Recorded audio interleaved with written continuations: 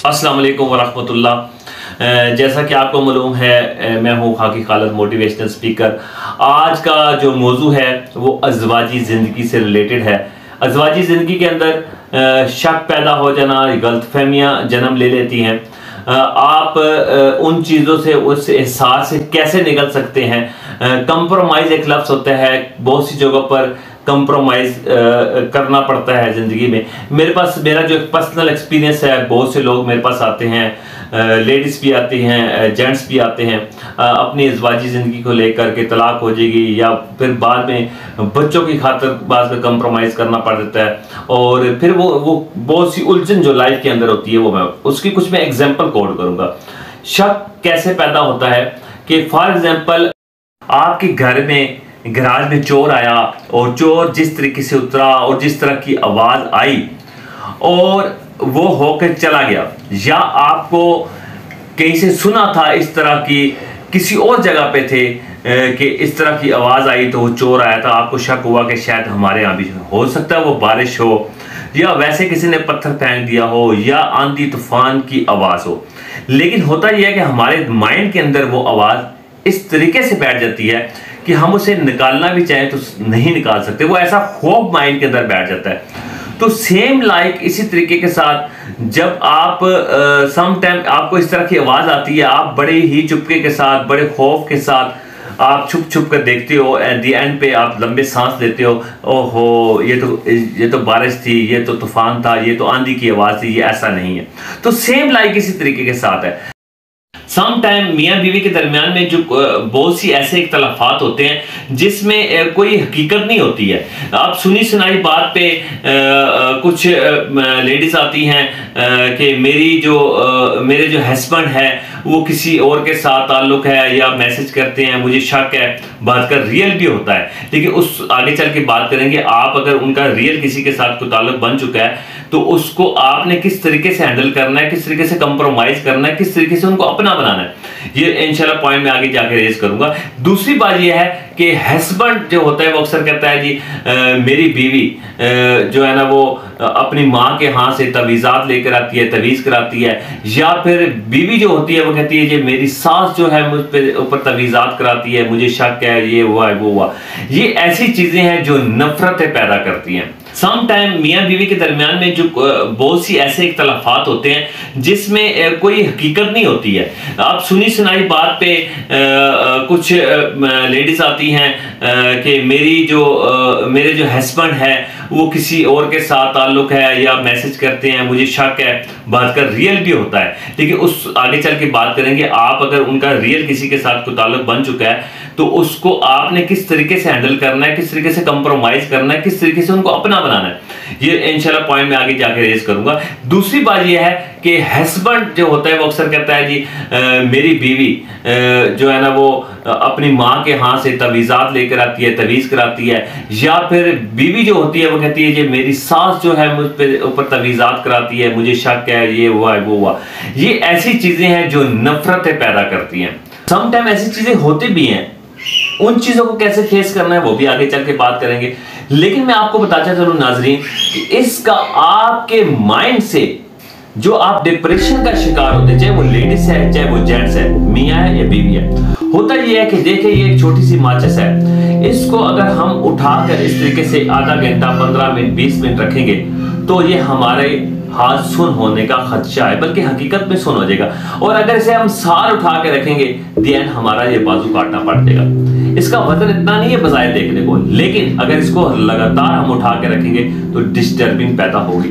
सो इसी तरीके के साथ हमारे माइंड के अंदर जो नेगेटिव थॉट्स होते हैं, वो नेगेटिव जो ख्यालात होते हैं, जो गलतफहमियां होती हैं, वो इस कदर उलझन का शिकार होते हैं, वो आपको हम टाइम बेचैन किए रखते हैं। रात की नींद आपकी डिस्टर्ब होती है। जब अगर बीवी को अगर शोर के ऊपर शक हो गया तो उसका ख्याल हमेशा उसकी तरफ रहेगा, सोते जागते उठते। और अगर शोर को बीवी के ऊपर कोई शक व शुबहात तवीज़ात करती है, बट कुछ भी हो गया तो उसका माइंड हमेशा उससे होगा क्या, जो पर्सनल जो उनकी एक्टिविटीज है, लाइफ है, वो बहुत ज्यादा डिस्टर्ब होगी। तो लिहाजा आप काइंडली ये इस किस्म के प्रोपेगेंडे, इस किस्म के ख्यालात हैं जो अपने माइंड से बिल्कुल रेज कर दें, निकाल दें, बिल्कुल निकाल दें। जो हकीकत है, अब हकीकत की तरफ चलते हैं। उसको निकालने के लिए क्या करना है, आपने पॉजिटिव चीजों को सामने रखना है। आपने मैंने शुरू में एग्जांपल दी चोर की, तो आप इसी तरीके के साथ इन एग्जांपल को कोट करें। एक और एग्जांपल दे, तो एक जगह एक शख्स शेर आए, लोग आए, ठीक है, उस चरवाहा था, उसकी बकरियां को देखने के लिए लोग आए, तो देखा शेर नहीं था। तो दूसरी बार फिर उसने ये हरकत की, जब तीसरी बार उसने हरकत की तो कोई भी नहीं आया और शेर उसकी बकरी को खा गया। और तो लोगों ने यही समझा कि शख्स झूठ बोल रहा है। तो बहुत सी चीजें ऐसी होती हैं कि आप सम टाइम मजाक में झूठ बोलते हैं, लेकिन वो हकीकत में जब वो चीज हो जाती है तो लोग ट्रस्ट नहीं करते। तो आपको मैं एक चीज बताता चलूं, तो सबसे पहले तो आप अपने माइंड को क्लियर करें। ये एक ऐसा बंधन है, ऐसा रिलेशन है, ऐसा ताल्लुक है अज़वाजी जिंदगी का, ये खत्म होने वाला नहीं होता, इसको हम खुद ही खत्म करते हैं। ज्यादातर गलतफहमियों से जज्बाती होकर या एक दूसरे के एहसास, जज्बात, बहुत सी चीजों को हम नहीं देखते। सम टाइम ब्लड प्रेशर के जो मरीज होते हैं, चाहे शोहर है चाहे बीवी है, उसकी वजह से उसको समझ नहीं रहा होता, उस गुस्से की मामला डिस्टर्ब हो रहे होते हैं। तो आपने करना क्या है, इन चीजों को अपने माइंड से निकालें। और दूसरी चीज आपने क्या करनी है कि मियाँ बीवी आपस में बैठे, जो भी आपस में आपके इख्तलाफात हैं, जो आपके माइंड में चल रहा है, तो कुछ भी शोहर के माइंड में है या बीवी के माइंड में है, आप दोनों से हम्बल रिक्वेस्ट है, आप आपस में बैठे, एक दिन तन्हाई में बैठे, बच्चों के सामने नहीं, बैठ के आपके जो माइंड में कुछ भी चल रहा है वो आप आपस में डिस्कस करें। और कोई बहुत सी गलतफहमियां होंगी, बहुत सी तल्ख हकीकत होंगी, आप एक दूसरे से को कंप्रोमाइज भी करें या समझाने की कोशिश करें, उसकी इस्लाह करने की कोशिश करें, और बहुत सी गलतफहमियां होंगी वो दूर भी हो जाएंगी। और तीसरी जो चीज़ है, एक दूसरे के एहसासात और जज्बात और जो नेचर है, फितरत को समझने की कोशिश करें।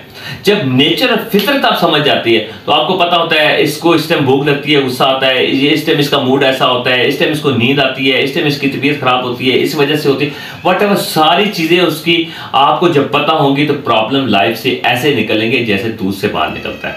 तो मैं यही कहूंगा कि और आखिर में मैं ख़ास तौर पर जितनी भी ख़वातीन ये मेरा मैसेज सुन रही हैं उनसे यही रिक्वेस्ट करूंगा कि मेरा शोहर किसी फ़लाँ लड़की के साथ सेट है, उसको कॉल करता है, उससे राब्ते में है, उससे शादी करना चाहता है, व्हाटएवर कुछ भी है, हुज़ूर पाक सल्लल्लाहु तआला अलैहि वसल्लम ने फरमाया कि आप ख़वातीन को कहा, हुक्म दिया कि अपने मर्दों के लिए बनने और संवरे। हमारे ख़वातीन का अलमिया ये होता है कि घरों में इसी तरीके के साथ फिर होती हैं, पुराने फटे पुराने कपड़े पहन कर या मुंह सही तरीके से वॉश नहीं किया होता, इस तरीके से। हाँ, कहीं शादी पे जाना हो तो अच्छे वेल ड्रेस कपड़े और सुर्खी हर चीज़ करती हैं, तो वो किसको दिखाने जा रही हैं आप वही काम घर में करें।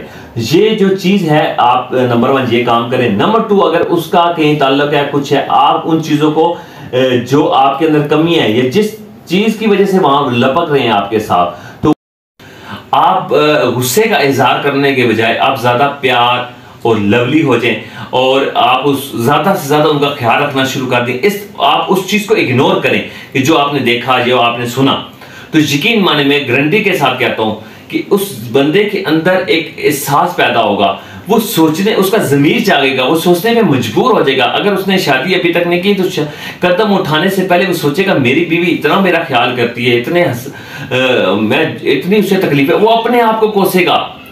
भाई एक दफा करके तो देखें, वो अपने आप को कोसेगा कि मैं गलत हूं, वो ठीक है। तो जब एक बंदा अपना खुद का फैसला कर सकता है आपके अच्छे रवैये की वजह से, और वो चेंज हो सकता है आपके अच्छे रवैये की वजह से, तो बजाय इसके बाबों के पास जाने के, तवीज़ लेने के या और हट करने के, ये सबसे बेस्ट नुस्खा है आपके लिए अपनी लाइफ को बेहतरीन बनाने के लिए। वीडियो अच्छी लगी लाइक करें, शेयर करें, कमेंट करें, और अगर आप चैनल पे नए हैं तो बेल आइकन को भी दबाइएगा ताकि बेस्ट से बेस्ट वीडियो आपके पास आ जाए। मेरी सिर्फ आपसे दुआओं की अपील है और मेरी आप सब के लिए, सुनने वालों के लिए दुआ है। अल्लाह तबारक व तआला हमारे घरों में अपनी रहमत का साया फरमाए और सुकून की दौलत से हमें माला माल फरमाए। दुआ में याद रखिएगा। बहुत शुक्रिया। सब्सक्राइब करें और बेल दबाएं ताकि कोई खबर रह न जाए।